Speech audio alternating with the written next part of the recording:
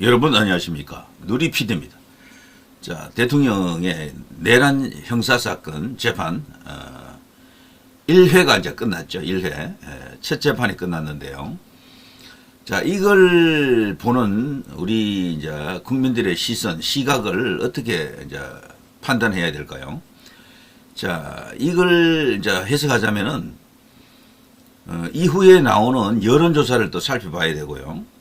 그리고 또 무엇보다 중요한 게 주요 언론들의 반응이 중요합니다. 이제 모든 언론의 반응을 제가 살펴보긴 했지만 그 중에서도 어쩌면은요 가장 중요한 잣대가 될 수 있는 우리 이제 공직자들 가장 이렇게 선호한다라고 할까 좀 이렇게 정형화된 틀 안에서 자신들의 어떤 판단의 근거로 삼는 언론사가 있죠. 바로 조선중앙통화. 그 중에서도 특히 이제 조선이 이제 압도적이었는데 어쨌거나 조중동이라 부르죠. 그들의 그 사설입니다. 사설. 그 오피니언 항목에 실린 칼럼이나 그 사설 이런 것들을 고위 관료들 뭐 법관들이 참고한다라는 이야기는 예전부터 있어 왔거든요. 근데 이번에 이 대통령의 형사사건을 이들이 어떻게 보도하는지를 한번 살펴봐야 됩니다. 일단 조선일보입니다. 조선일보에는요 놀랍게도 대통령 언급이 없어요. 윤 대통령 언급이 없다니까요. 한미 관세 협상 개시, 문제 해결 국가능력시험대, 한덕수에 대한 이야기가 많이 나옵니다. 좀. 자, 군 복무 단축 이어 주 4일제 포퓰리즘 경쟁 시작. 대한민국은 이제 더 이상 발전하기 어려운 나라로 가는 것 같습니다. 선거에서 이기기 위해서 포퓰리즘으로도 또 이 경쟁을 해야 되니까 이제 큰일 났습니다. 퍼주기 경쟁도 아마 같이 해야 될지 몰라요. 이런 식이면은. 자, 서울대 지방대 공동학위제 승사를 좀 소망한다. 쭉 보시면 알겠습니다만 놀랍게도 대통령 형사사건 1심 재판에 대한 이야기가 이 오피니언 항목에 나타나지 않습니다. 김대중 칼럼 반탄의 열기를 반의의 대열로 뭐 등등 이 정도 나와 있고요. 보시면 알겠습니다만 없어요. 아예. 그래서 이 조선일보가 요즘 왜 이러느냐 대통령에 대해서요 비판도 안 하고 요즘은요 그렇다고 지원하는 것도 없어요. 아예 언급을 안 합니다. 언급하면 할수록 이제 손해 본다 혹은 계속해서 논란만 일어난다라는 것을 이제 아는 거죠. 뉴스에는 나와요. 뉴스에는. 일반적으로 이제 뉴스 전달에는 나오지만 의견이 들어가는 오피니언 항목에서는 거의 안 나와요. 윤 대통령이 사라졌습니다. 특별한 경우 뭐 한번 이렇게 언급하는 정도지 집중적으로 어떤 조선일보의 생각을 읽을 수 없게 만들어 놨어요. 저는 이 조선일보가 궁여지책으로 이렇게 하고 있다라고 보거든요. 왜 조선일보쯤 되면은 자신들의 생각이 없겠습니까? 근데 그동안 구독자도 많이 떨어져 나갔다 그러죠. 뭐 그런 여파인지 좌우지간 대통령에 대해서는, 윤 대통령에 대해서는 언급을 안 하고 있다. 특히 이제 칼럼, 사설 이런 곳에서는 말이죠. 자, 중앙일보로 가보겠습니다. 중앙일보가 지금 이렇습니다. 비상계엄 실체 규명하는 엄정 공정한 재판 되어야 한다. 자, 요거 제가 읽어봤는데요. 요거하고 또 외면당한 헌재의 경고, 요거는 칼럼이죠. 그 앞에는 사설이고 요거는 칼럼이거든요. 둘 다 제가 대충 봤는데 대통령을 맹폭한 내용들입니다. 그 내용은 제가 소개하지 않겠습니다. 여기 제목은 좀 부드럽게 뽑았지만 들어가 보면요 윤 대통령을 인정하지 않는 그런 사설, 그런 칼럼이죠.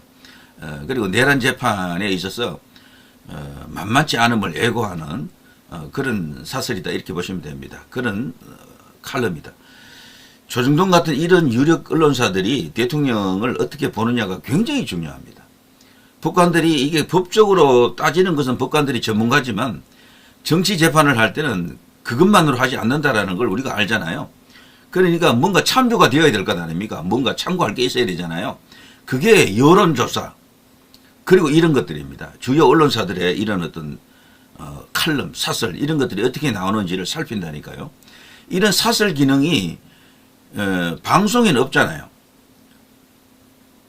KBS, MBC, SBS 같은 TV조선 채널 내 이런 데는요 사설 기능이 없잖아요. 그래서 이 정형화된 다소 무게 있는 어떤 그런 판단을 할 때는 반드시 참고한다라는 것이 이런 것들이죠. 사설이죠, 사설.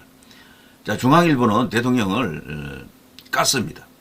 윤 대통령을 사실상 내란범으로 보고 있기 때문에 이제 그런 두 개의 사설과 칼럼이 나왔다. 다음은 동아일보입니다. 동아일보. 동아일보가 제일 심하다라고 이제 생각이 돼요. 여기 보면 사설이잖아요. 메시지 겸 담 넘은 건 쇼라고 윤 대통령이 이제 언급했다. 그런데 첫 공판부터 억지 일관한 윤. 벌써 제목부터가 심상치가 않죠. 제목부터가. 뭐 이런 식으로 쭉 하면서 다른 어떤 칼럼과 사설이 이렇게 나와 있습니다. 독재 쿠데타의 저항, 세계 곳곳의 임시정부 뭐 이런 것도 있고요. 자, 이거 그 사설 내용은 제가 소개하지 않겠습니다. 너무 여기에 대통령에 대해서 그냥 그야말로 그냥 적대적 필봉이 그냥 가득합니다. 자, 동아일보 같은 경우에는요, 최근에 들어와서 대통령 탄핵 과정에서 가장 극악스럽게 대통령 아웃을 외친 그런 언론사 중에 한 개죠. 사설이고 뭐 칼럼이고 할 것 없이 계속해서 저런 식으로 대통령에게 적대감을 표출하고 있죠. 그런데 이대로 저런 어떤 대형 언론사들이 저렇게 대통령에 대한 비판적 저런 사설이 자꾸 등장하게 되면 이건 분명히 재판에도 영향을 줍니다. 참 가야 할 길이 멉니다. 그래서 조선일보 정도 만들자면 중앙동아 저기에도 말이죠. 뭐랄까 우리 이제 이 어떤 변화가 따라야 할 것 같아요. 조선일보가 저렇게 대통령에 대한 언급을 안 하는 게 무엇 때문이겠습니까? 그걸 생각해 본다 그러면요. 뭔가 거기에서 어떤 답이 있는 게 아닌가 이런 생각도 들고. 자, 아무튼